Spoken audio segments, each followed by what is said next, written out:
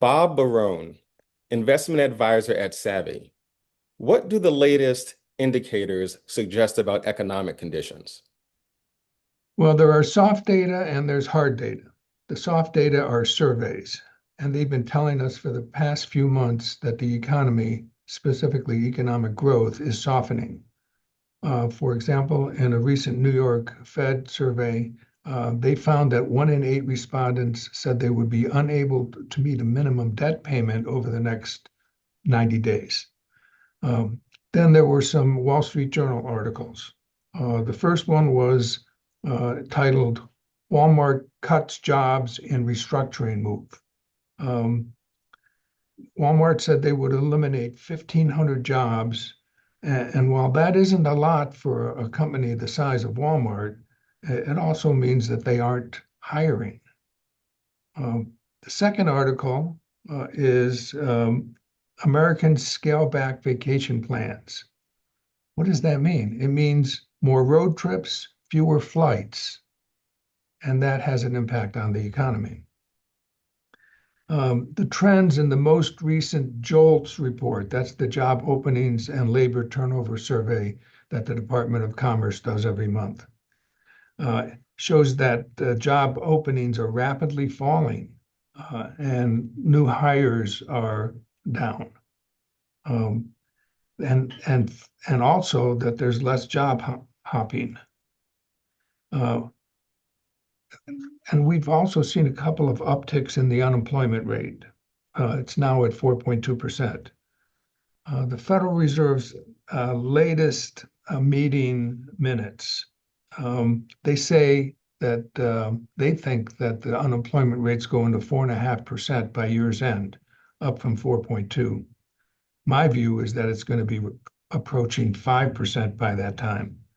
Um, so the soft data is also, after we have soft data, it moves into the hard data. For example, quarter one's GDP, it was almost flat, actually showing a minus 0.2% annual rate of growth. I suspect that quarter twos will also show up with a negative number in front of it. We also have recently seen that the housing data has been falling. And for example, single family starts were down 14% in March from February, and then they fell further in April to another 2%. Pending home sales were down 6.3% in April, and they were also negative in March. The pending home sales index, this is interesting, stands at 71.3. At the worst level of the Great Recession in '08, it was 80.2. So that tells you a lot about what's going on in the housing industry. Also, negative orders for durable goods, they fell in April 6.3%. So there's a lot of softening going on. To show the softness. So it occurs in the economy, and where's the last place it goes? Housing. Housing's prices usually go up.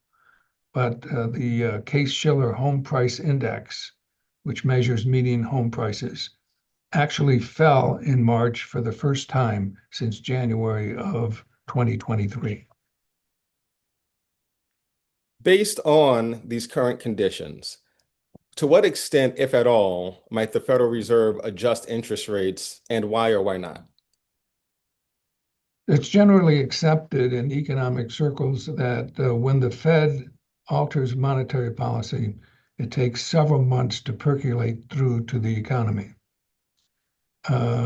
Now, given the weakening soft data that we just spoke about, I think that they have already started to percolate through to the hard data. For example, GDP, which was slightly negative in the first quarter and likely to be negative in the second quarter.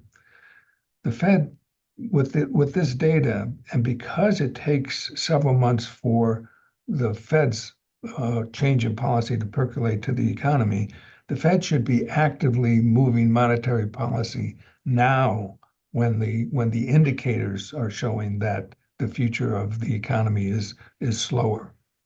Um, the survey is telling us that that that the soft data is going soon to be show up in the hard data, and the housing market's a good example. Home sales are down as our housing starts. So because of the lag between Fed actions and the impact they have on the economy, the Fed should be acting now when the survey data, the soft data, is telling it that the economy will soon be weakening. Not this Fed, not this chairman. According to Chair Powell, they're waiting for the weakness to show up in the hard data. A good example is the rate of inflation. For some reason, the Fed and the media are hung up on the year-over-year CPI inflation rate. So when you hear the inflation is 3%, they're looking at it over the last year. In April, the year-over-year CPI was plus 2.3%. So that's pretty close to the Fed's 2% target. But the 3-month annualized rate was 1.6%. That's below the 2% target. Um, Also note that the CPI is based on 35% weighting of rents. Um, and and also in that CPI, those rents are lagged almost a year. If if we actually calculate the CPI with current rents, uh, it would come out to be like 0.7%. So, So so inflation is dying. In my opinion, we may actually end up with a bout of deflation over the next year. The Fed is now behind the curve. They're hung up on lagging indicators, the CPI and especially the CPI. They should be lowering aggressively now. Market odds for a June rate cut are almost zero. Uh, the market believes that they actually won't cut until September. So, in my opinion, the Fed is way behind the curve. then based on economic conditions, how might that impact presidential administration policies and why or why not? Well, that's hard to say because it's just hard to say.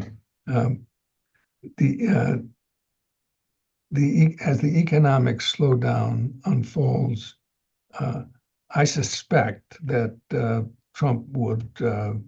I suspect, first of all, that the media and the economics community will blame the tariff policies.